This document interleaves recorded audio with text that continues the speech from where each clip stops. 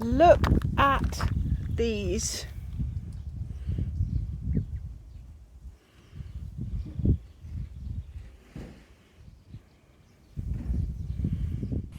Welcome to Tales from the Cave Side, where Lillian and Chris, we bought a cave house and finca on the outskirts of a small Spanish town. Follow us as we learn to renovate and create a home that we will be proud of. Blue sky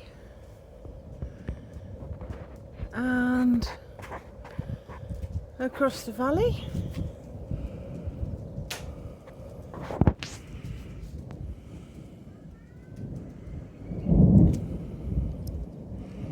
Thunder.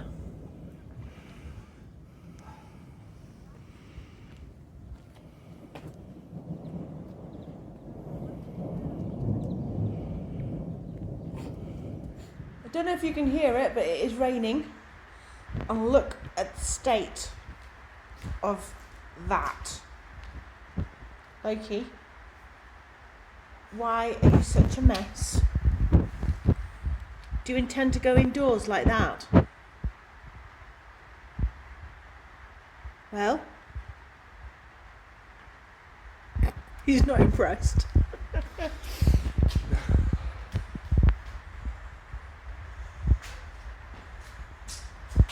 What are you looking at? You can see the rain. Oh. I don't know anybody called Lorraine. I don't know anybody called Lorraine either. Anyway, so we can't continue at this stage of taking more render off this stuff up here. And I know, we'll get there in a minute, darling. Hold on. Slowly. Poly. All right, talk about that. There's an hole. Show everyone the big hole. I've filled it. So we believe there's a windowsill there, hatch still there. There's another one here, which is plaster. Plaster says where it goes. I'm not sticking it out too far in. There's another rock there, and this has all got to be cleaned out. I'm just putting it there, just so we know where it's going to live. We can't mix lime because it's chucking it down the rain, and our cement mixer is electric. And as we all know, water and electricity makes your hair curly. So we don't tend to use it together. So Chris has made up a mix of limecrete using little stones with the lime, because some of the areas we've got to pack we can't get stones in. So that one there's a stone sitting at the front at the moment, but it goes in maybe 20 centimetres and then goes to the left, so we can pack as many little stones in as we can, but the limecrete will be stronger than just using the lime mix without the stones in. So repair day it is. Well, at least that end of Loki's quieter than the other end. Oh, hello, Kai. Have you come to visit us this time? We never see you, do we? You're a bit camera shy, I think. So, there you go. Yeah, thought so. Off she went. Okay then, the ongoing, going on, only saga of this wall. Hang yourself, Pig. Good boy. We found more holes. And now we've got a Kai. Oh, hello. Kai with your eye. Yes. And your nose. So there was a little bit of... I'm gonna have to manoeuvre because there are dogs everywhere. the Kai the diva for a change. Finally, got the dogs out of the way. It's getting a little bit busy here. So, as I was saying, took a bit of what looked like wet plaster.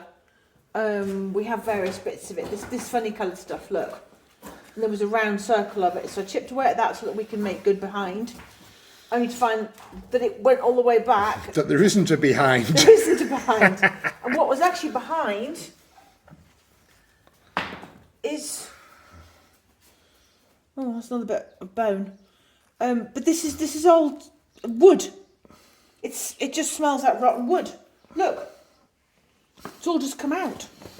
Yes. By hand. By hand. It just keeps going.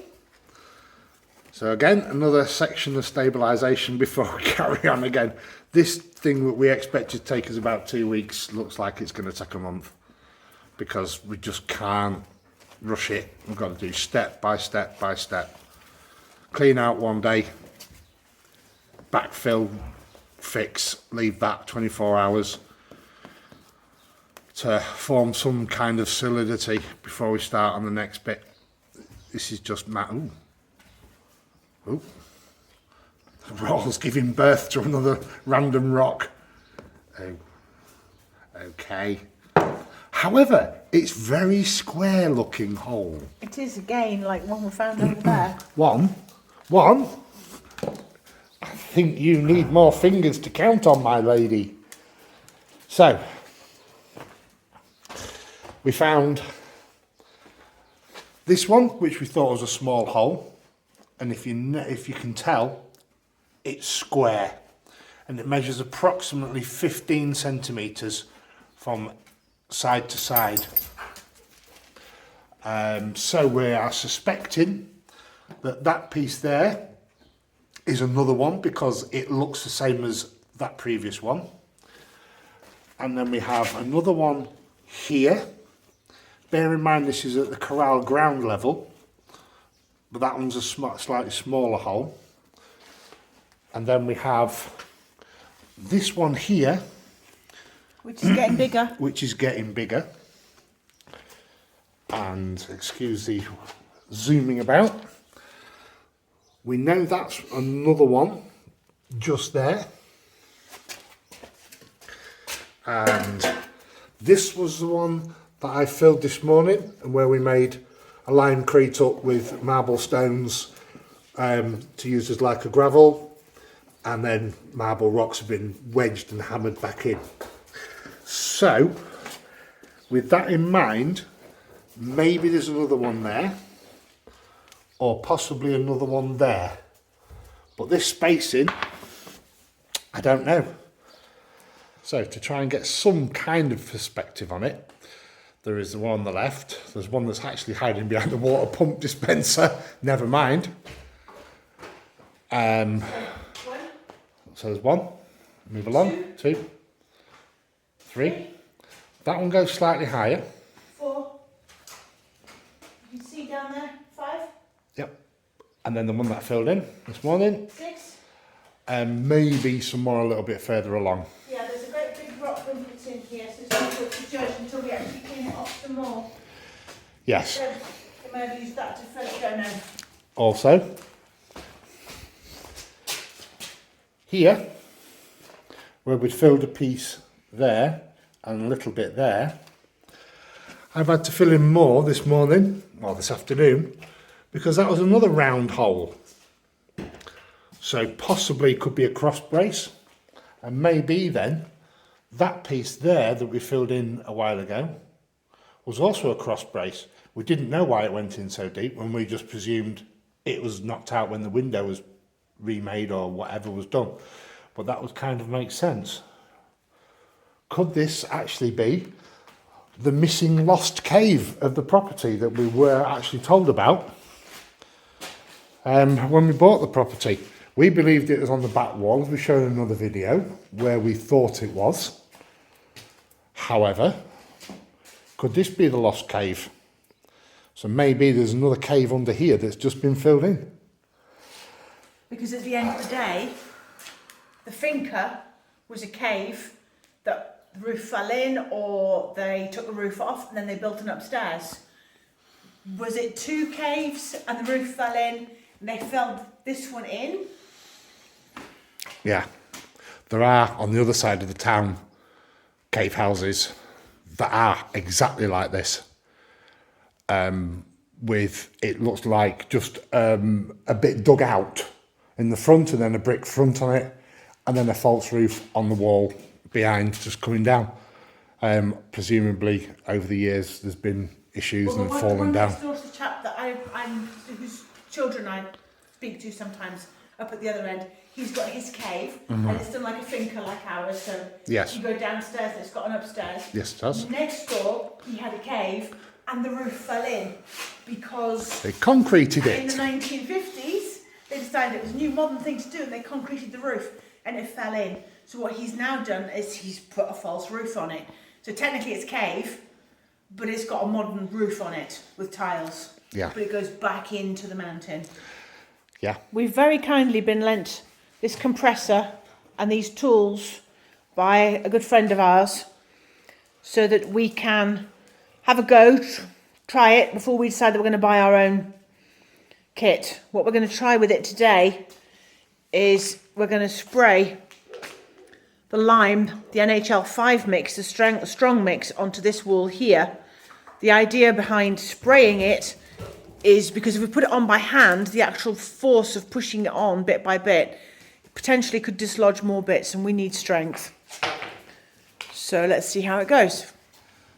Okay, so in one of the previous videos we did, we were saying about mixing lime. And you don't add too much water and this, that and the other, but you actually mix it to be the consistency for the job that you need. Now we're using this spraying machine. We've actually never used it before. We've been lent it and we've actually seen it being used, and we've seen the consistency of the mix. This is wet. This is very, very wet. But that's how it needs to be done, and you do it in thin layers. You don't try and put too much on all at once.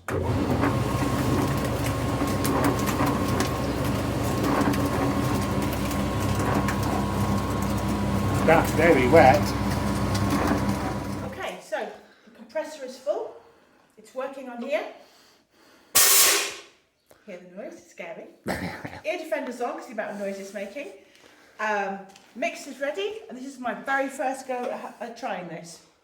Yes, one small step for milady, one giant leap for wall kind. Let's see what happens.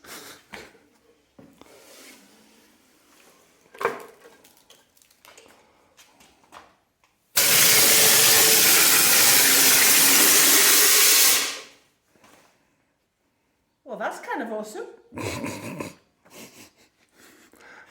I'm sorry, I thought you were filling up then as you spoke and said that's kind of awesome. Sack the cameraman. Okay, and a go again.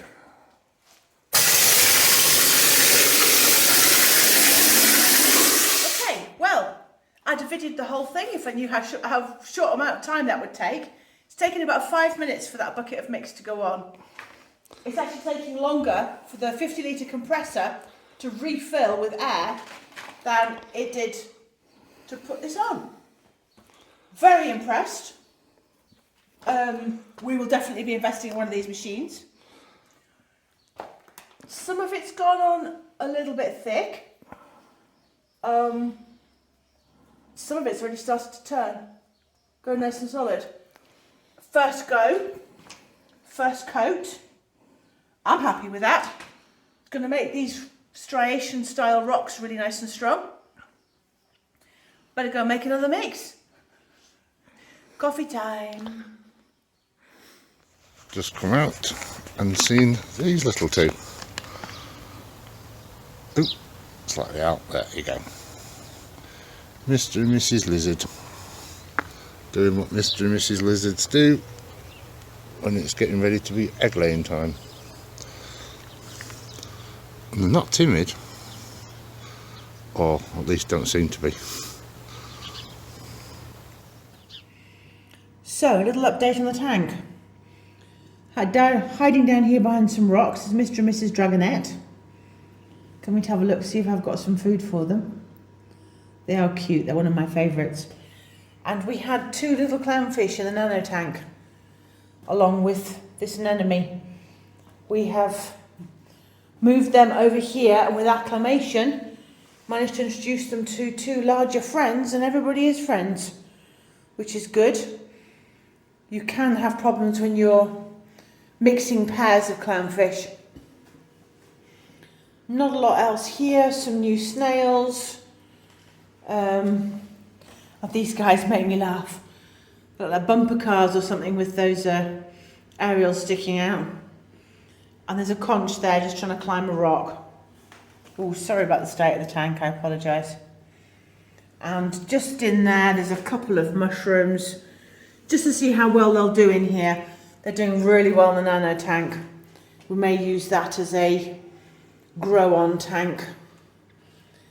And just to let you know, I don't know what those are called, that type of snail.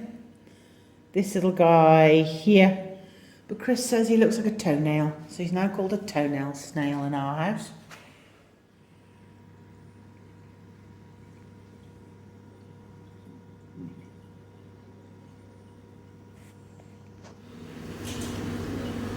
Dive, dive, dive, get in that sand. This is with the blue lights on. With the naked eye, you can see really well the colours. The mushrooms are like a luminous orange with blue and greens, and the little green Kenya tree is green. And then the clove polyps are not actually open.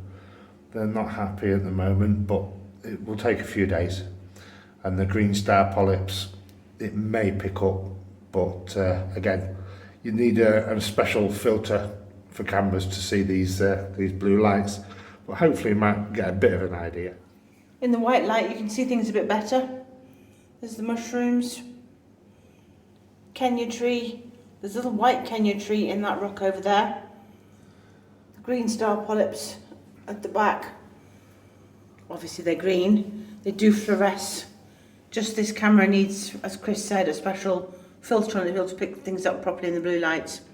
Conch has now fallen over. Give him a couple of minutes, he'll turn himself over. Go for it. Go on, go on, go on.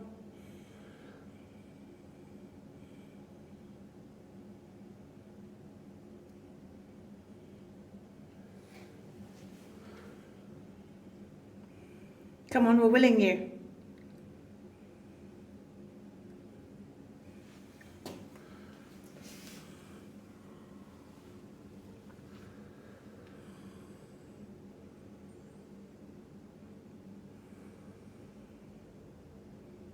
This is one of the huge benefits of having a little tank. You can see so much more of what goes on. In a big tank, you would miss things happening in the back corner somewhere. I used to love this tank in the UK. It was full of all sorts of creepy crawlies and growths and what have you, but you could actually get a better idea of who was doing what and when. Come on, Conch, turn over.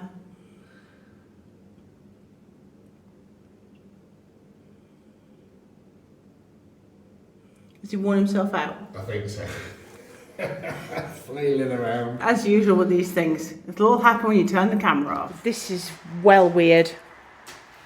Somebody's done in after a day of knocking walls. And hay fever, I'm dying, I'm not a well man. Oh dear. He's got man flu. I don't get man flu. You're not a well man though, you've got hay fever, you're crying about it. Not a well man, mate. Thanks for watching the latest episode of Tales from the Caveside. If you enjoy what we're doing, please like and subscribe. We would really appreciate it.